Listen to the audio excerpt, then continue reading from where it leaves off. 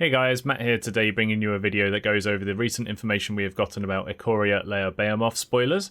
We have just had the trailer go live in the daily MTG podcast, so I thought I would help deliver you the information about the cards that were revealed. We also had 2 new mechanics and Planeswalkers revealed, so I'll go over them as well for you. Just briefly before we start, if you like these kinds of videos that I'm doing to cover the spoiler season, then let me know by liking and commenting below. Subscribe if you want to see my future videos covering spoiler season. And let's get started. First with the companion mechanic. This is a mechanic that states if a deck building condition is met, that means the creature starts in your 15 card sideboard and can be cast at any time at sorcery speed unless stated otherwise. The first card we got with this featured is Kuru Go, the Macro Sage.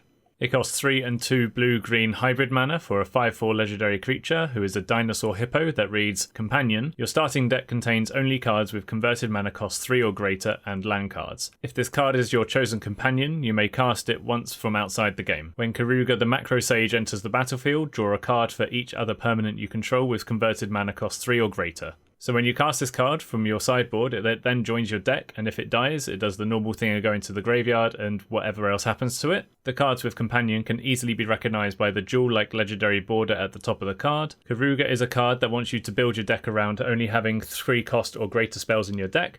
If you don't want to build a deck with that constraint, then you're able to put the normal 4 into your main deck. It is going to be interesting over the next coming days what the other creatures they release with this mechanic are, and how easy it is to spot your opponent is following the deck building constraint rules. I imagine if you don't follow them, then you won't be allowed to cast him, or it could even lead to game losses at higher level play, which would be interesting as it could possibly change companions by sideboarding, and we'll have to see any other ones that are released this way. Next we have the mechanic Mutate.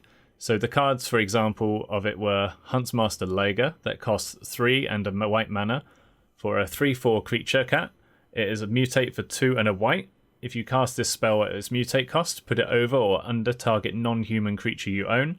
They mutate into the creature on top, plus all abilities under it. Whenever this creature mutates, other creatures you control get +X until end of turn, where X is the number of times this creature is mutated. So these are like auras that go onto a creature. So in example, if you have this in your hand and 2 other creatures on the board, say Cloud Piercer and Gloom Paloglim, which were both spoiled today as well, you can pay the mutate cost of 2 and a white to mutate Huntsmaster Liger and Cloud Piercer together.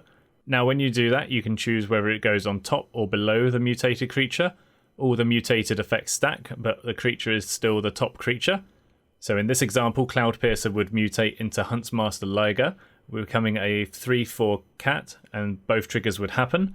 This would draw you a card off Cloud Piercer and buff the Gloom Panoglim by +1/+1 until end of turn. I'm definitely looking forward to how else this mechanic is used throughout the sets, as it gives the creatures more dynamic role to buff or be another body on the board. Cycling is also back on creatures with the card Void Beckoner showing it off. It is a functional reprint of Blade Brand for 1 more mana, but the keyword of Death Touch is added to the creature permanently as a token instead of until end of turn. Of course, you can also play it as an 8/8 Death Touch creature. It all depends what you need at that time and gives you the option to be flexible with your gameplay. As I touched on it here, we are getting other keyword abilities as counters in addition to Death Touch. They will come in draft booster packs like Exert tokens did in Amonkhet and Hour of Devastation. They are Menace, First Strike, Hexproof, Lifelink, Reach, Flying, Trample, Death Touch and Vigilance.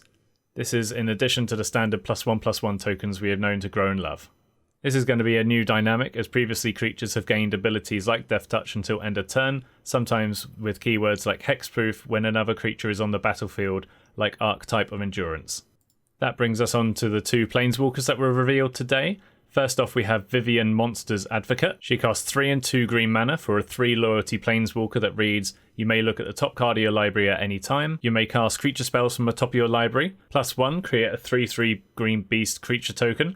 Put your choice of a Vigilance counter, a Reach counter, or a Trample counter on it. -2, when you cast your next creature spell this turn, search your library for a creature card with lesser converted mana cost, put it into the battlefield, then shuffle your library. She follows the theme that we saw in War of the Spark with Planeswalkers with static abilities where you can cast creatures off the top of your library.